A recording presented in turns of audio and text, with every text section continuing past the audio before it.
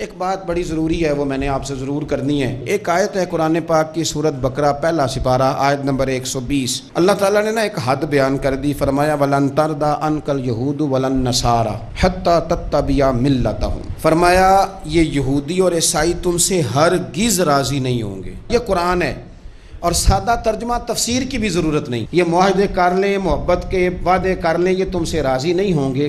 کب راضی ہوں گے؟ حتیٰ تتبع ملتہم، یہاں تک کہ تم ان کے دین کی پیروی کرنے لگ جاؤ۔ میرا جب پہلی دفعہ پاسپورٹ بنا تو میں نے سارا پڑھا، کتابیں پڑھنے کا شوق تھا شروع سے۔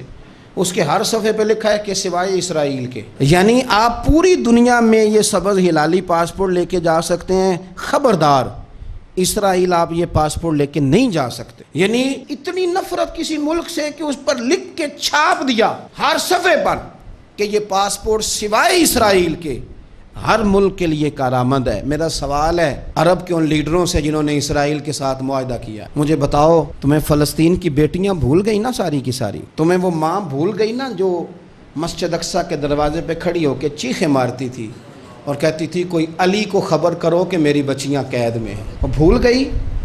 تمہیں وہ بہن بھول گئی نا جس پر شراب کی بوتل انڈیڑتے تھے اسرائیل کے فوجی؟ وہ آپ کو ابھی بھی ویڈیو مل جائے گی، وہ انڈیلتے تھے شراب کی بوتل اور اسے پکڑتے تھے، دست درازی کرتے تھے، اور وہ بیٹی کہتی تھی یا رحمت للعالم۔ بھول گیا تمہیں وہ سارا کچھ؟ تم نے 1 منٹ لگایا اور تم معاہدہ کس سے کروا رہے ہو؟ امریکہ کے صدر سے؟ اتنا ظلم کیا تم نے، اتنا قاتل کے ساتھ معاہدہ؟ کیا سمجھتے ہو فلسطین والوں کا کوئی والی وارث نہیں؟ سنو، میرے رسول کریم صلی اللہ علیہ وسلم نے فرمایا میرا کوئی مالدار امتی دنیا سے چلا جائے، پیسے جائیدادیں چھوڑ کے جائے تو اس کی اولاد میں بانٹ دینا، لیکن اگر اس کے ذمہ قرضہ ہو تو میرے پاس آ جانا، میں اپنے امتی کا قرض ادا کروں گا۔ جس کا کوئی وارث نہیں ہوتا مدینے والا اس کا وارث ہوتا ہے، میں قرض دوں گا اپنے امتی کا۔ کیا سمجھتے ہو فلسطینی لاوارث ہے؟ صبح قیامت نبی پاک تم سے سوال کریں گے، تمہیں اللہ کے حضور حاضری دینی ہے۔ کیوں نہیں صلح کرتا اسرائیل فلسطین کے ساتھ؟ لبنان کے ساتھ دوستی کیوں نہیں کرتا؟ شام سارا کٹ گیا اسرائیل کی وجہ سے، اور آج تمہیں خیال آیا ان کے ساتھ معاہدہ کرنے کا؟ ہمیں سبق پڑھاتے ہو، خدا سے ڈرو۔ اور پھر اقبال کہتے ہیں مسلمانوں سے مایوس نہ ہونا، حکمرانوں سے زیادہ امیدیں بھی نہ لگانا۔ وہ جو چھوٹے چھوٹے لوگ نکلے تھے نا صحرا سے، بظاہر غریب تھے، بظاہر ان کے پاس مال نہیں تھا، وہ خالد بن ولید جیسے، وہ سعد بن ابی وقاص جیسے، بظاہر ان کے پاس زیادہ اسلحہ نہیں تھا۔ اقبال کہنے لگے مایوس نہ ہونا، یہ نہیں کہنا بن کچھ نہیں سکتا، فرمانے لگے رات میں نے سنا ہے فرشتے آپس میں باتیں کر رہے تھے۔ واہ اقبال، تیرا بھی انداز کتنا نرالا ہے۔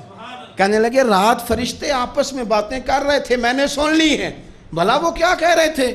یہ سارے لوگ نا خالد بن ولید، سعد بن ابی وقاص، یہ صحرا کے رہنے والے تھے، اور اس وقت کی سب سے سپر پاور روما کہلاتی تھی، الٹ پلٹ کے رکھ دی ساری رومی سلطنت۔ تو اقبال کہنے لگے رات فرشتے آپس میں باتیں کر رہے تھے کہ سنا ہے پاکستان کے، ہندوستان کے مسلمان جوان مایوس ہو گئے۔ کہنے لگا نہ مایوس ہونا، نکل کے صحرا سے، جس نے روما کی سلطنت کو الٹ دیا تھا، نکل کے صحرا سے۔ گرمی دیکھو اس شعر کی، ولولہ دیکھو اس مرد کا جو مصور پاکستان ہے، نکل کے صحرا سے جس نے روما کی سلطنت کو الٹ دیا تھا، سنا ہے میں نے یہ قدسیوں سے، وہ شعر پھر ہوشیار ہوگا۔ وہ کل باتیں کر رہے تھے کہ بہت سارے ان میں سے پھر جاگ گئے اور بڑی جلدی وہ بلاک بنائیں گے۔ سنا ہے میں نے یہ قدسیوں سے کہ وہ شعر پھر ہوشیار ہوگا، وہ آئے گا میدان میں، نکلے گا، اور انشاءاللہ یہی چراغ جلے گا تو روشنی ہوگی۔